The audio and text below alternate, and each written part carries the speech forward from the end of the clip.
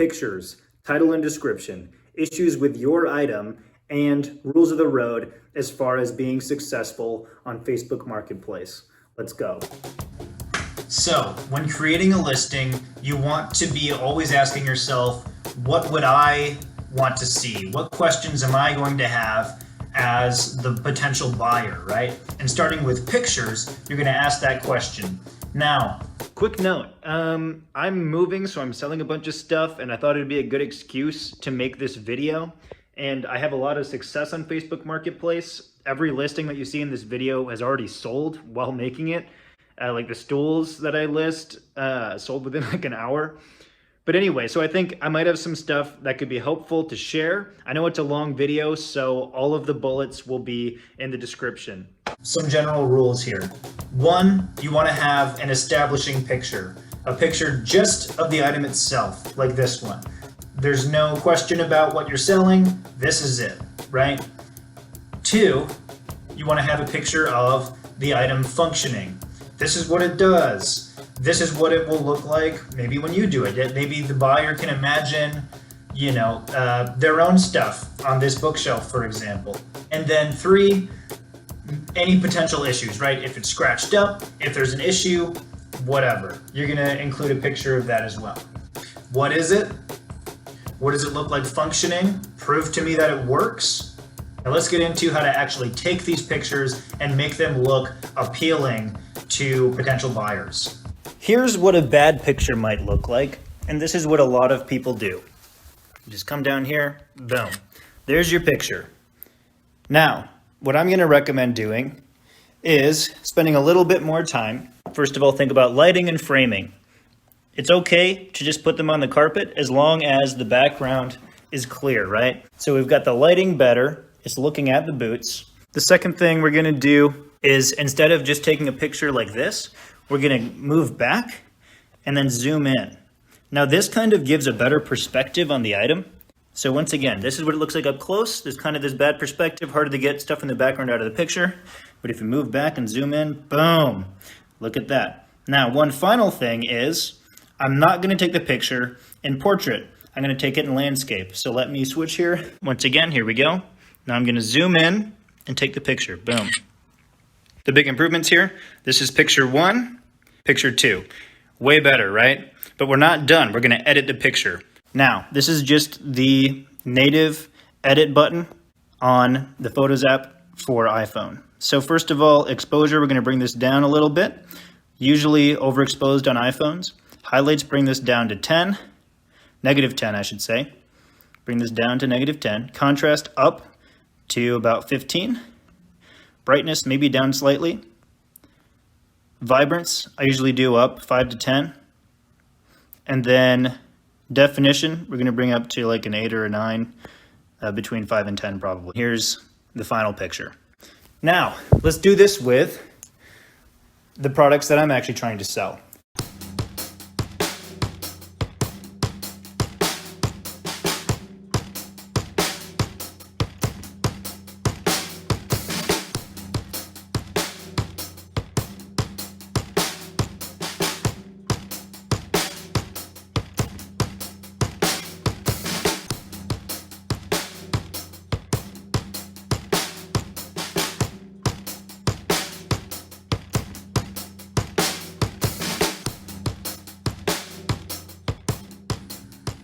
Drag over the photos we took. We're gonna put them in order like this, I think. So it'll start with just what you're getting, these 2 chairs. Then you get the functional photo, and then the slightly more detailed up close picture. Here's my secret trick to coming up with a good title. I'm gonna go to a new Facebook Marketplace tab, and I'm gonna look up other items like mine to compare the price. But also, I'm gonna look up bookshelf and kind of see, okay, we got bookshelves, shelf unit, bookcases. I forced myself to find other items like mine using this term. So I know that I should have the word bookshelf in my title. I used bookshelf unit because I realized too, from looking at these, that, shelf unit makes a little bit more sense because there's more than one shelf. So, but I'm also going to include the dimensions, include how big it is, right? 5 foot tall. entertainment table, these dimensions. Include that in the title and just be descriptive. I'm not sure what to call them. Let's see. Counter stools? Is that what they're called? Gray counter stools, bar stools, counter height bar stools. Okay, let's call them counter bar stools. 2 counter bar stools. Adjustable height. Description. Now say it with me. What questions would I have if I were the buyer, right?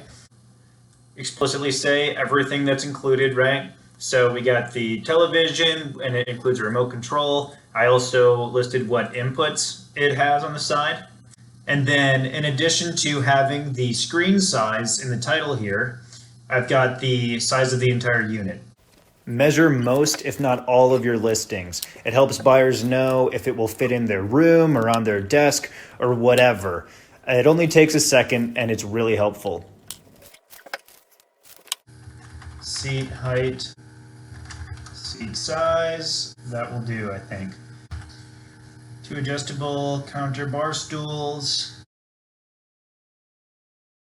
But what if there's an issue with our product? Well, that brings us to number 3, the bad. So your product has an issue. Be completely transparent about it. You want to show someone the issue before they ask about it, right? Take a picture of it. Explain it in your description. I had to prop it up with coasters.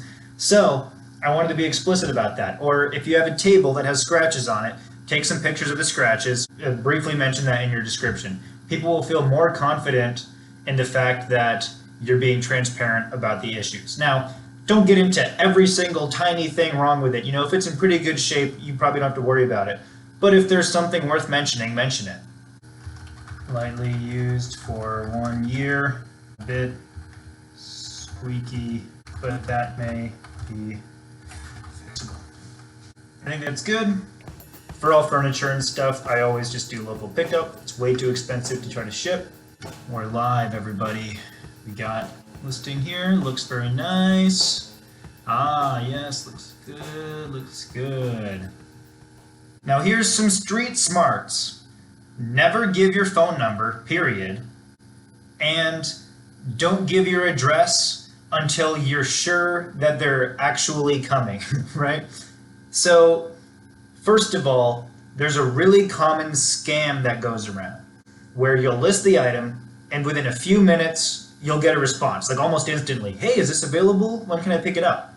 And maybe you'll get excited. 99% of the time, this is a scam. This is fake.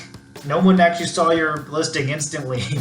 And then they'll maybe ask for your location. Once again, don't give your actual address. Here's an example that I pulled up actually. I blocked them so the messages are gone, but you can see what I said.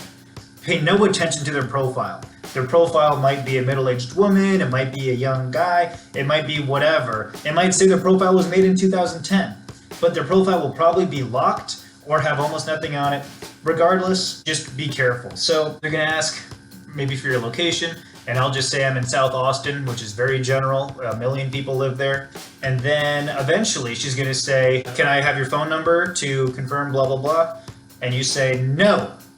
Every time, every single time. No, I prefer to keep communications via Facebook.